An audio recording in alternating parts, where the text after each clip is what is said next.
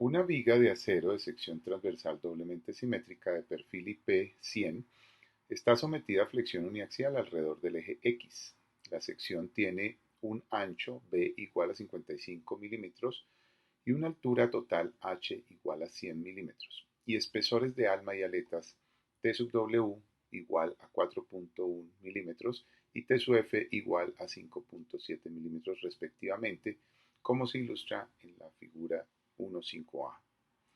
El material de la viga es un acero A36, el cual tiene un módulo de elasticidad E sub S de 200 gigapascales, un esfuerzo de fluencia F sub Y de 250 megapascales, una deformación de fluencia epsilon sub Y, que es el cociente entre el esfuerzo de fluencia y el módulo elástico, de 1.25 por 10 a la menos 3, un esfuerzo máximo F sub SU igual a 550 megapascales, una deformación al inicio del endurecimiento epsilon sub SH igual a 12.5 por 10 a la menos 3 y una deformación máxima epsilon sub SU de 200 por 10 a la menos 3.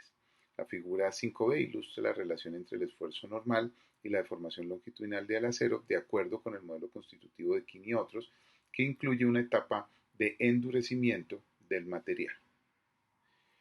El programa MCAPA utiliza como unidades de longitud el metro y como unidad de fuerza el kilonewton.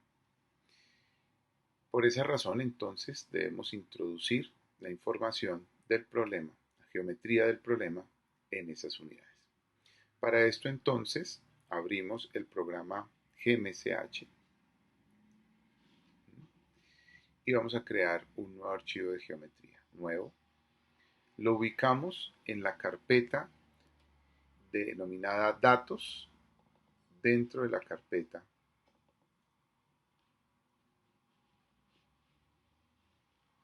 documents, ¿sí? Dentro de la carpeta de trabajo. Investigación.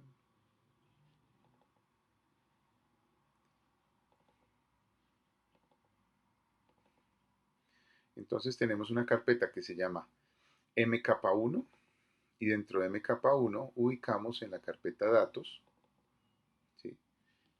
El archivo de extensión .geo que contendrá la geometría del problema. Este problema lo vamos a llamar IP100. IP100. Punto, la extensión geo. Le decimos guardar. Decimos que utilice el núcleo OpenCascade para la parte gráfica. Y ahora empezamos en el desarrollo del problema con la primera pestaña de geometría.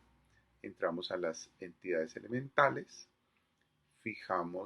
adicionamos entonces la primera entidad elemental, que es un parámetro que va a identificar el tamaño del elemento finito. Entonces en parameter, por defecto el programa pone un nombre de parámetro LC, podemos mantenerlo así, establece un valor, ¿sí? Que para nosotros pues va a ser función del tamaño de los elementos, pensando en que la dimensión más pequeña es el espesor del alma de 4.1, pues aquí podríamos tener dos elementos en el espesor, es decir, que en metros sería algo como 2 milímetros, en metros sería 0.002 el valor que tendríamos allí. ¿Sí? Bien. Adicionamos, entonces ya tenemos ese parámetro adicionado, ¿sí? Que nos va a servir para la definición de los puntos.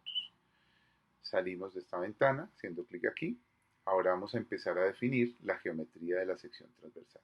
Por comodidad para ello, entonces voy a dejar en la parte izquierda el dibujo de la sección transversal, como ya lo teníamos, y en la parte derecha el programa GMSH. Entonces hago clic en adicionar puntos y tengo una ventana, tengo dos opciones, o poderlo hacer con el puntero del mouse o poderlo hacer con la entrada de datos en esta ventana. Vamos a hacerlo primero con la ventana de datos en esta ventana en el plano XY.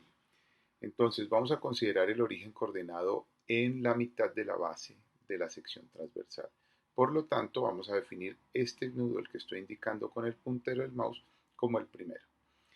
Bien, si la base es de 55 milímetros, es decir, 0.055 metros, ¿sí?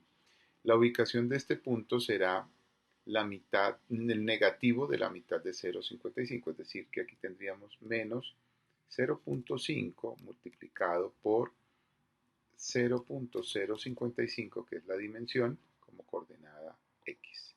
Como coordenada Y tendremos que 0 y como coordenada Z, pues solo estamos definiendo en el plano. Este parámetro establece el tamaño de malla prescrito. Justamente para eso se definió la propiedad, la entidad LC. O sea, aquí escribo LC para que más adelante, cuando construya la malla, el programa identifique que la malla tiene los elementos de la malla tienen un tamaño característico llamado LC. Entonces adiciono y cuando adiciono, entonces en este plano que encontramos acá a la derecha, ¿sí? Ya se presenta el punto que acabamos de indicar en esa coordenada respectiva, ¿sí? En x menos 0.055, acá está, perdón, punto 0.0200, punto 0.200, punto 0.275, ¿sí? Y en y 0. Para ir identificando cada uno de los puntos, entonces podemos también apoyarnos en la siguiente herramienta.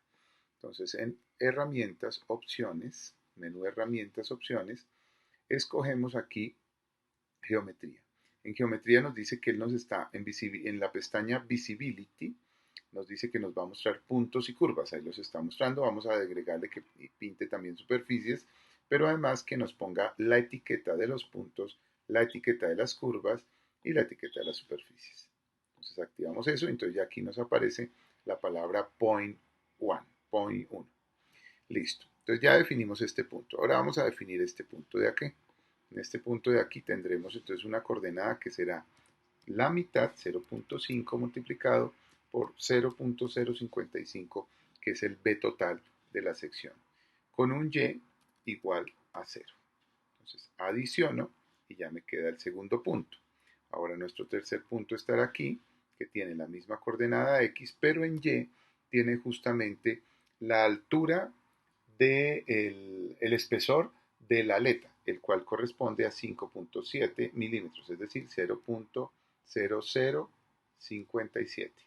Esa será la altura Y. Aquí. Ok. Ahora entonces debo estar ubicado acá y este punto corresponde a un X igual a la mitad del alma, es decir, 0,5 por 0.0041, 4.1 milímetros. Esto escrito en metros sería esto. Y la altura sigue siendo 0.0057. Entonces adiciono ese punto. Ahora me voy para este punto de aquí, el cual tiene la misma coordenada X, pero en cuanto a coordenada Y, tengo la altura total de toda la sección, que es 0.100, ¿sí? 0.1 o 0.100, que le restamos el espesor de la aleta superior, 0.0057. 0.057 y adiciono ese punto. Ahora, con el mismo valor de Y, cambiamos el valor de X para definir este punto de acá, el cual está en la coordenada la mitad del ancho, es decir, 0.5 multiplicado por 0.55. Adicionamos. Ahí está el punto 6, vamos aquí. Ahora vamos para el punto 7, que tiene la misma coordenada X, pero en coordenada Y tiene la altura total de la viga aquí, es decir, 0.1. Entonces adicionamos. Ahora me voy a este punto que tendrá al otro extremo menos un medio de 0.055, que será esta coordenada X, y en la Y sigue siendo 1. Ahora nos vamos a este punto de acá, que tiene la misma coordenada X, pero en la Y tiene 0.100 menos el espesor de la aleta superior, 0.000 57 y adicionamos. Ahora me voy a este punto, estoy en busca de este punto que tiene la coordenada y igual, pero la coordenada x es la mitad del espesor del alma, 0.0041. 0.0041, ahí lo agregué. Ahora me voy a este punto que tiene la misma coordenada x, pero en y tiene el espesor de la aleta inferior. Entonces tendría la misma coordenada x y en y el espesor de la aleta inferior y lo adiciono. Ahí vamos en el punto 9, 10, 11. Y finalmente este punto de acá tiene la misma coordenada y, pero en x tiene menos la mitad del espesor, es decir, punto doble cero de 0,55. Y eso adiciono este último punto y ahí tengo entonces los puntos del 1 al 12. ¿Sí? Con esto salgo de la ventana y terminamos la asignación de puntos. Aquí, ¿sí? Entonces establezco con Q salir de esta ventana. Entonces ya salimos de esta ventana. Ahora entonces asignamos líneas que unan a estos puntos conformando un polígono, el polígono de la sección transversal. Entonces voy aquí a decirle en geometría que adicione la siguiente entidad geométrica que son las líneas. Entonces me dice seleccione el punto de inicio y aborte con Q. Entonces nos acercamos al primer punto y el puntero del mouse cambia de flecha a una X. Cuando cambia una X, entonces hacemos clic, marcamos el punto, en este caso el 1, y marcamos el punto 2 y él hace la línea 1, ¿sí? Línea que entonces contiene o establece la geometría allí, la entidad geométrica más bien entre el punto 1 y el punto 2. Asimismo hacemos una línea entre 2 y 3, otra línea entre 3 y 4, otra línea entre 4 y 5, haciendo clic en el nudo inicial, en el nudo final y continuando.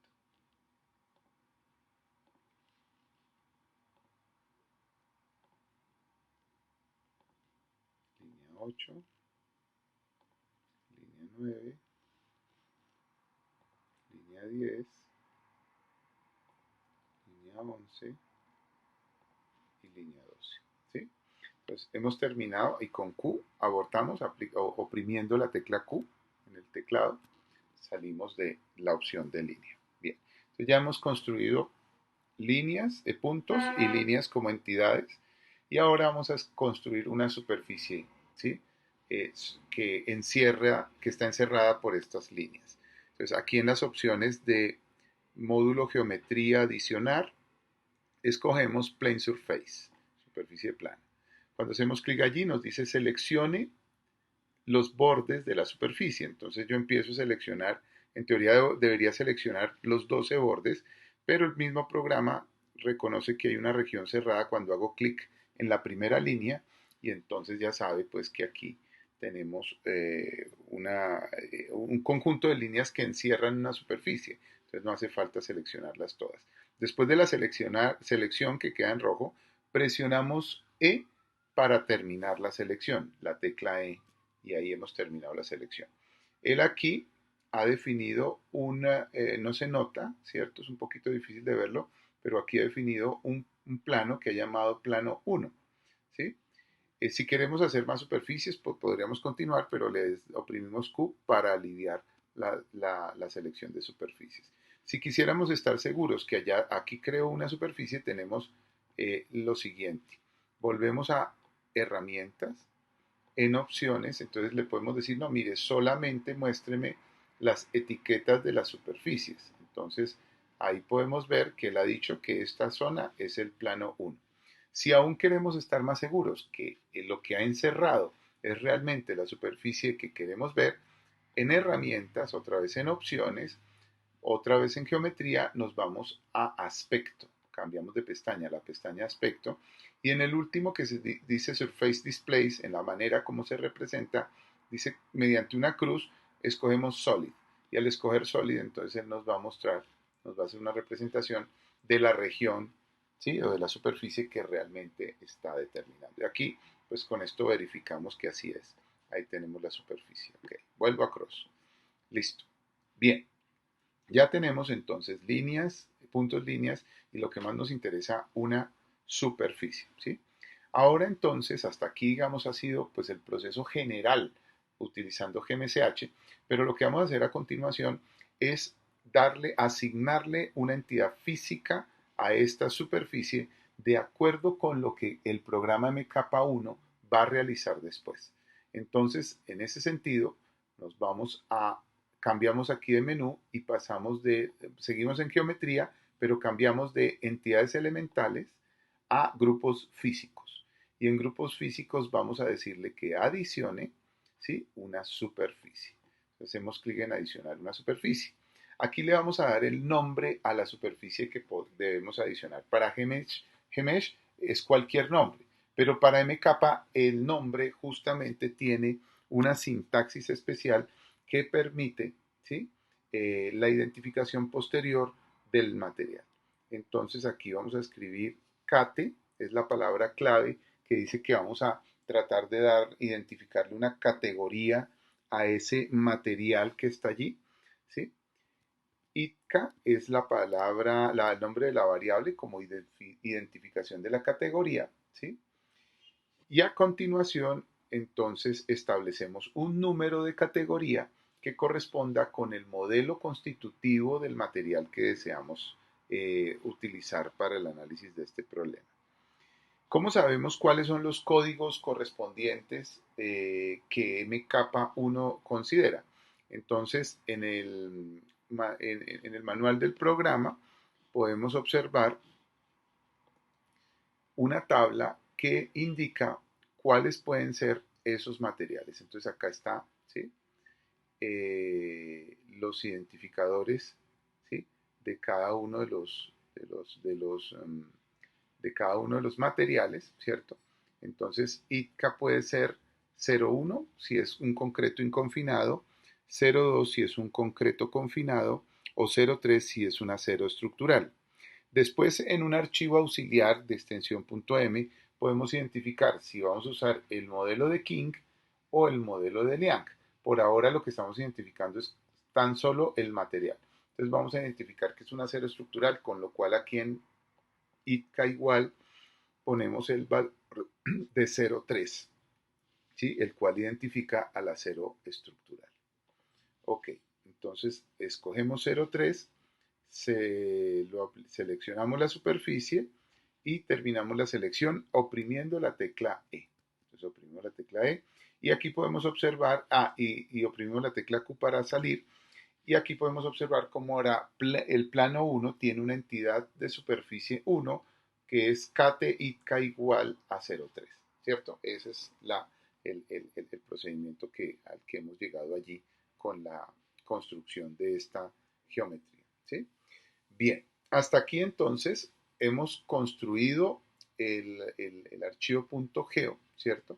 Sin todavía verificar si nuestra malla es adecuada o no. Simplemente hemos construido el archivo .geo con toda la geometría y con un parámetro que identifica de qué tamaño podría ser la malla.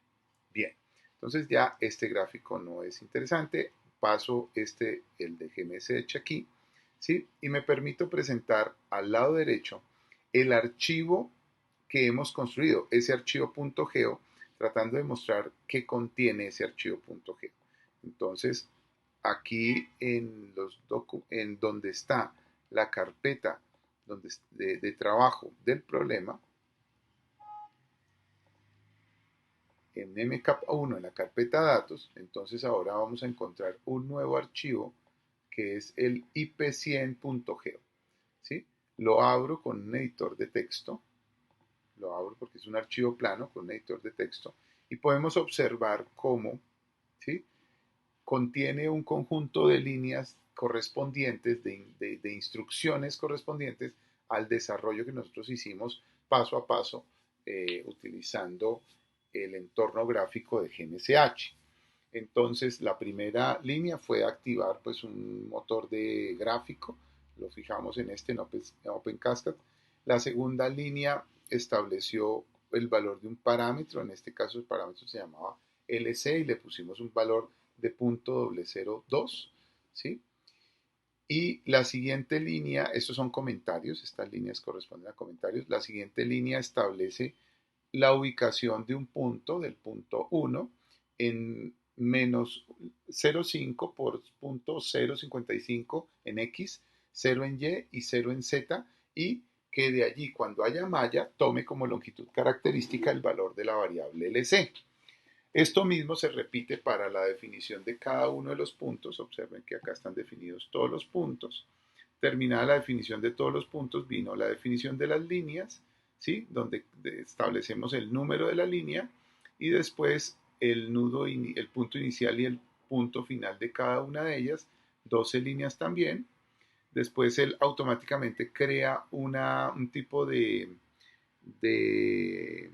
elemento geométrico llamado el curve loop, el cual en este caso junta a las 12 líneas, ¿sí?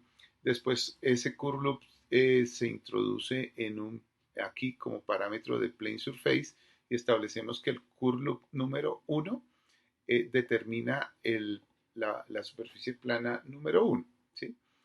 Y finalmente le aplicamos una entidad física a la superficie 1 que corresponde a la categoría denominada 03, que es el acero estructural.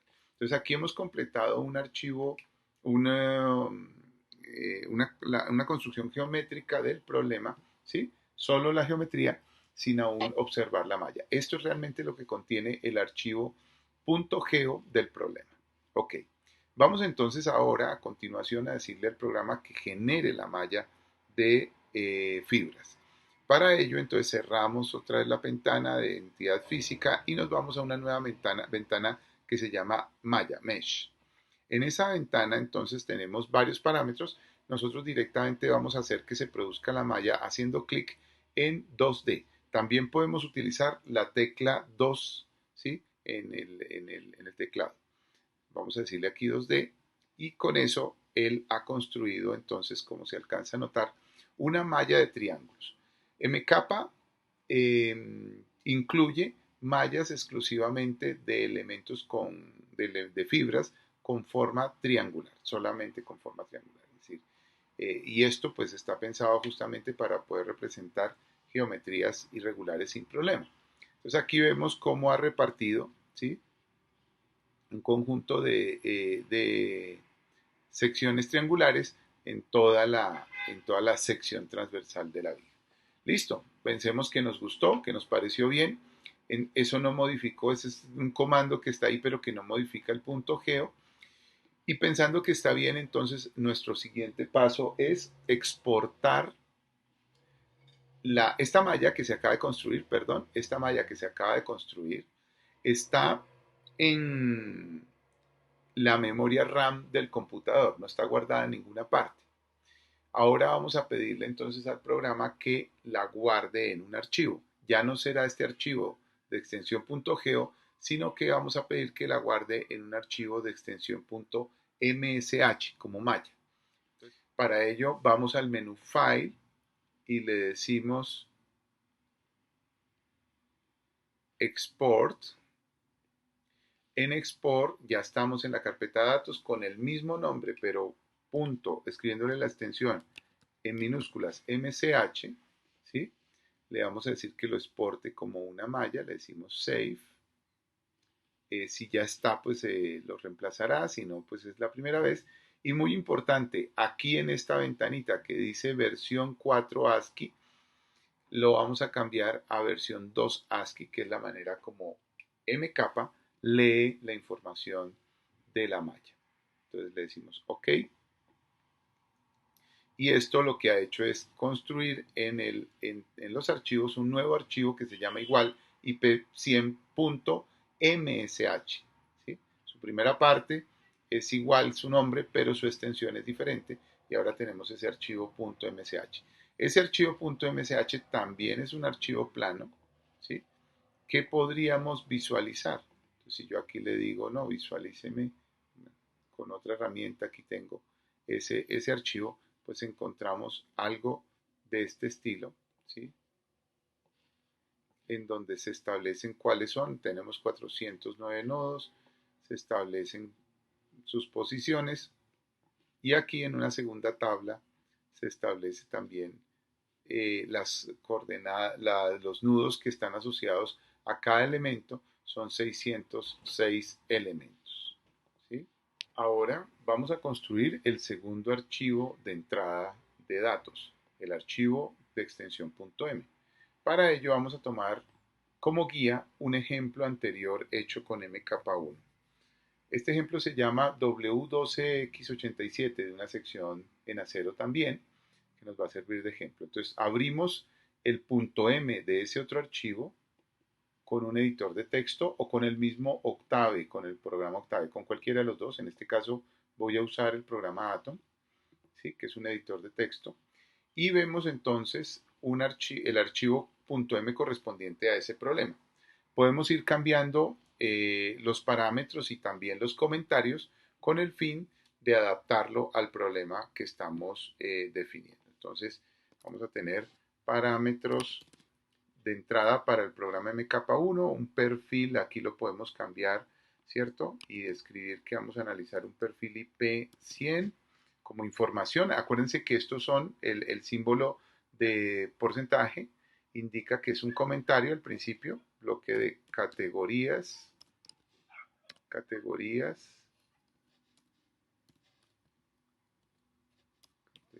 perdón, definidas en la malla, propiedades de las categorías, de la categoría. Entonces aquí tenemos la primera, que es concreto inconfinado, y entonces él mantiene, digamos, la estructura de los parámetros para los materiales que él considera.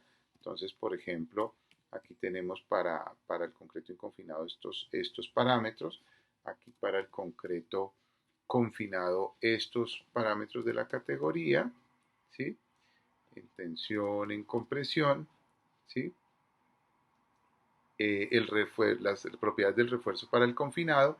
Y aquí llegamos a este bloque que se llama categoría acero estructural, que es el que nos interesa. Los anteriores no tenemos que moverle nada. A estos entonces, en este bloque de la categoría de el indicador o la variable ITCA que pusimos allá en GMSH, aquí regresa con el valor de 0,3, entonces corresponde el 0,3 que hemos designado nosotros. De aquí en adelante, las otras propiedades son aquellas que se establecieron o que representan o que describen el modelo constitutivo del material. Entonces, voy aquí a recordar que lo que hemos considerado para el problema es un modelo constitutivo como este, el denominado modelo de King, ¿sí? Entonces, este modelo, ¿sí? Denominado de King, tiene una lista de propiedades que también ya describimos. Entonces, lo primero es escoger que este sea el modelo de King. Entonces, aquí escogemos el valor de 301, que es el que corresponde a modelo de King. Aquí ya estaba escrito como segundo parámetro, es el identificador del modelo. El tercer parámetro que está definido en la posición 3 de la variable mat, ¿sí? Es el esfuerzo de fluencia escrito directamente en megapascales. Para este problema se está considerando una 0 a 36 cuyo esfuerzo de fluencia es de 250 megapascales.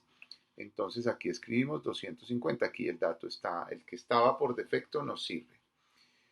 En la posición 3,4 de la variable mat tenemos entonces el valor del módulo de elasticidad en megapascales. Aquí hemos considerado para este problema un módulo de elasticidad de 200 gigapascales, con lo cual acá tendríamos que escribir 200 por 10 a la 3. Aquí está correcto ya el valor de 200 por 10 a la 3. En la posición 3,5 de la variable mat tendremos la deformación que ocurre al inicio del endurecimiento. Esa deformación acá, la que ocurre al inicio del endurecimiento, la llamamos en el problema, como se ve aquí, epsilon sub SH, es decir, que aquí corresponde a 12.5 por 10 a la menos 3. 12.5 por 10 a la menos 3. Entonces ese valor de deformación en el inicio lo escribiremos aquí como 12.5 por 10 a la menos 3. ¿Sí? Ahí ya está escrito la deformación al inicio del endurecimiento. Después entonces el siguiente parámetro guardado en la posición 3.6 del arreglo MAT será igual a la deformación máxima. La deformación máxima, entonces aquí tiene un valor de 200 por 10 a la menos 3. Entonces cambiamos acá el valor y ponemos aquí 200 menos 3 de deformación máxima. Listo. El siguiente parámetro es el 3.7, es el esfuerzo máximo.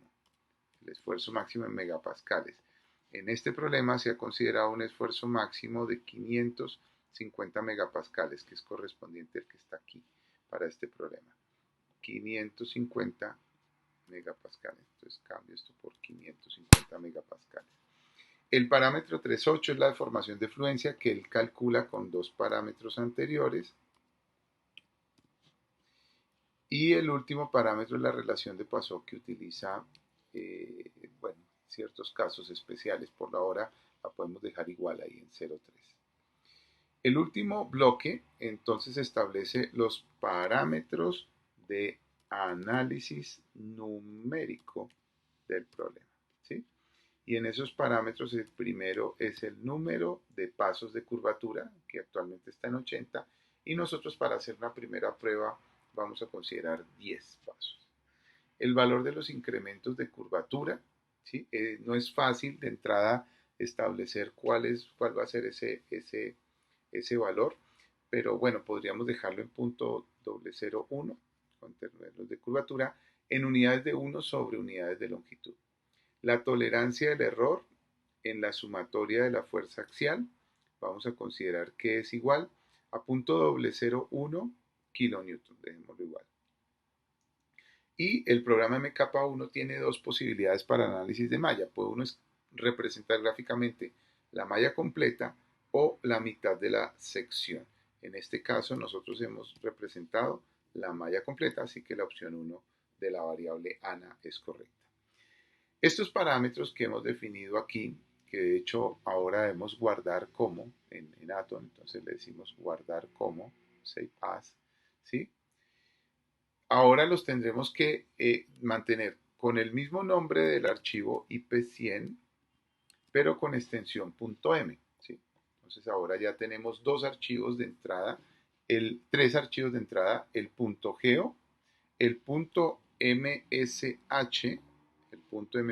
que era este de acá, que contenía la información de la malla, y el .m, que contiene los parámetros del problema. Este archivo .m tiene sintaxis de script de Octave o MATLAB. Por lo tanto, lo que hacemos aquí es guardar las propiedades de la categoría en una matriz, en un arreglo llamado mat, ¿sí?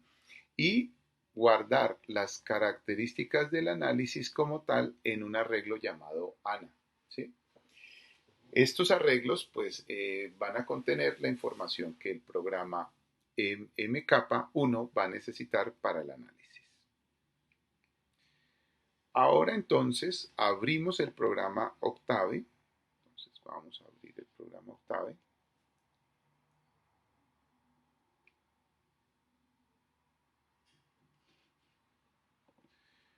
Nos ubicamos en la carpeta MK1.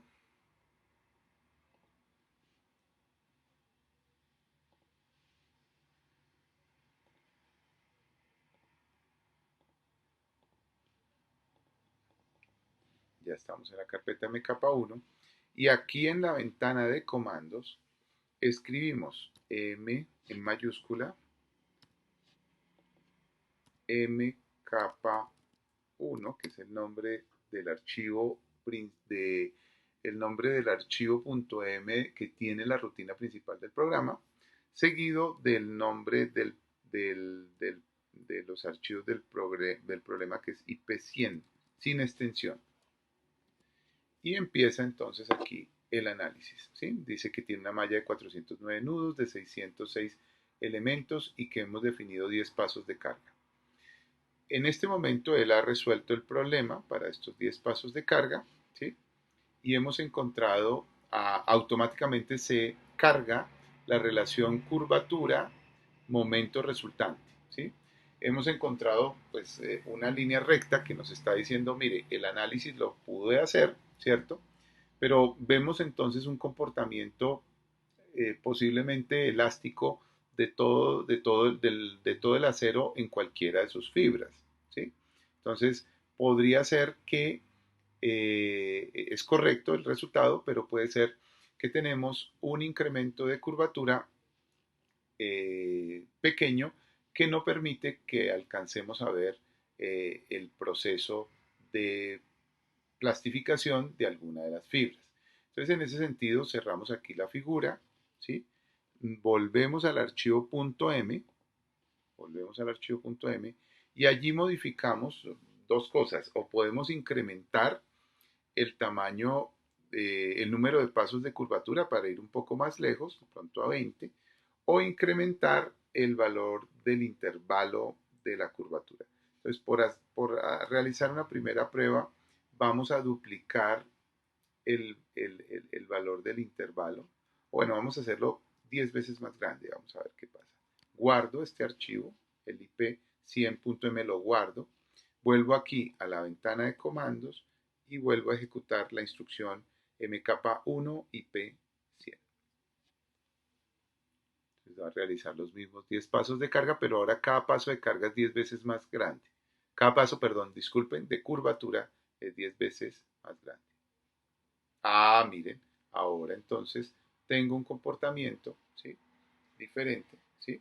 Alcanzamos a tener una región, un cambio en el comportamiento, y ahora entonces con estos resultados estamos seguros que estamos alcanzando una etapa plástica del material.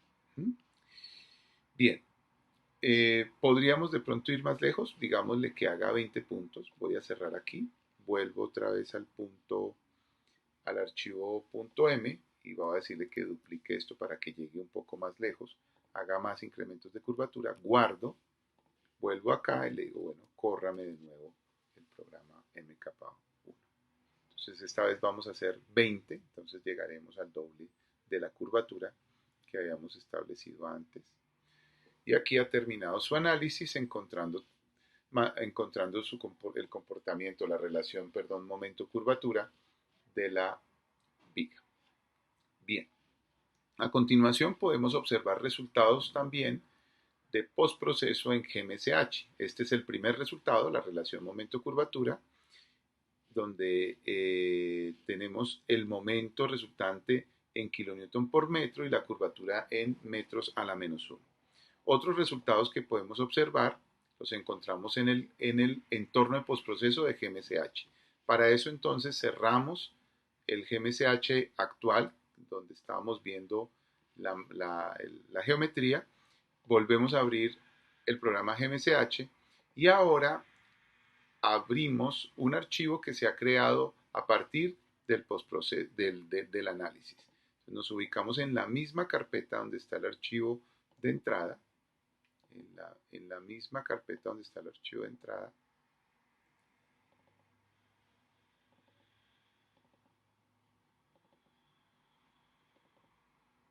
Y ahora, así como está los tres primeros archivos de entrada, el geo, el m y el msh, ahora aparece el .pos y el .pos opt.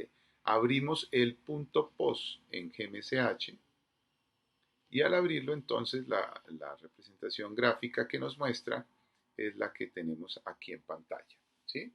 En esta representación gráfica, por defecto, ¿sí? Tenemos cuatro resultados. Uno es el primero, en el árbol lateral podemos observar la lista de resultados o vistas que se llama en el programa GMSH, donde encontramos la vista número 0 que es EPZZ, es deformación, la deformación longitudinal. La vista 1 es ST, ZZ, que es el esfuerzo normal. La vista 2 se llama ESTA, que son los estados del material. Y la vista denominada 3 es la relación momento-curvatura. Pueden ver que están marcadas la vista 0 y la vista 3 para que se presenten gráficamente en la parte derecha de la herramienta gráfica. Es decir, que estamos viendo la deformación, ¿sí?, en punto a punto en la malla, y estamos viendo la relación momento-curvatura en este gráfico que tenemos acá al lado izquierdo. Si queremos que se identifiquen los elementos, se marquen un color más fuerte, vamos a la herramienta, al menú Herramientas, Opciones, Geometría, Malla, perdón, y quitamos los bordes de los elementos generados por la malla. Y en la vista número 0, que es donde queremos, o en las vistas 0, 1 y 2, donde queremos marcar eso, pues activamos hacemos clic en Draw Element of Lines, que son los bordes de los elementos. Entonces esto nos marca con color negro, pues, las líneas de contorno de cada uno de los elementos en la vista 1. Podemos escoger en la vista 0, podemos escoger la vista 1 y también reafirmarlo, o en la vista 2 también reafirmarlo. Bien, entonces con esto ya podemos ver un poco más marcados esa red de elementos. Ok, ahora entonces podríamos también indicar que animemos el resultado que queremos desear. En la parte inferior izquierda, entonces, encontramos unos botones para devolver al principio, devolver paso a paso, ir al siguiente paso y ir hasta el último paso. Entonces vamos a hacer clic en el de mover entre paso y paso, y entonces aquí vemos de forma animada, ¿sí?, para los 20 pasos que hemos calculado, cómo son las deformaciones sobre el perfil en el dibujo de la derecha, y en el dibujo del extremo superior izquierdo la misma gráfica que ya hemos visto de la relación momento-curvatura, ¿sí?, en el paso correspondiente. Si quisiéramos parar en un paso específico, hacemos clic en el botón de pausa. Si queremos pararnos en un paso específico, nos podemos mover hacia adelante o hacia atrás paso a paso con los botones que están a los lados del anterior. Entonces, si queremos ir hacia adelante, podemos ir aquí al paso 13, al paso 14, al paso 15.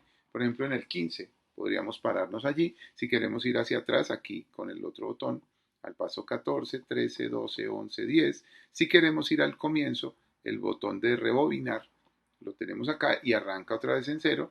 Y queremos volver a ir paso a paso, uno a uno, pues vamos aquí, 1, 2, 3, haciendo clic en este botón. Por ejemplo, aquí, ¿sí?, podemos identificar en qué valores se encuentra la deformación, ¿sí? Entonces podemos más o menos tratar de identificar. Tiene el 0 puesto aquí entre el verde y el amarillo, entonces podemos ver por dónde está o por dónde se tiene el eje neutro de la sección, por ejemplo. Si sigo avanzando, pues los colores también van cambiando de acuerdo a ese incremento de la deformación, ¿sí? Bien.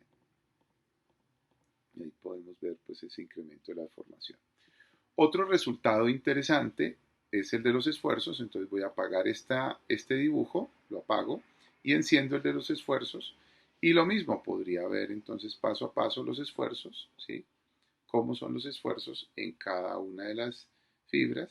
Observen cómo aquí tenemos un rango de esfuerzos entre menos 250 y 250. ¿Eso qué significa? Que realmente el material no ha alcanzado la etapa de endurecimiento, si lo tengo en ese rango. Si me voy al último de los pasos, al paso 20, aquí, al paso 20 encuentro que sí se llegó a un esfuerzo de fluencia a toda esta zona, ¿sí? Y esta zona también, ¿sí? Pero no ha llegado a esa etapa de endurecimiento, ¿sí? Claro, asimismo puedo encontrar un tercer resultado que son los estados, ¿sí? En los estados tenemos una escala de colores del 1 hasta el 16 que están indicando los las condiciones para que se tiene sobre el material específico. Si nosotros queremos identificar estos estados, debemos recurrir al manual donde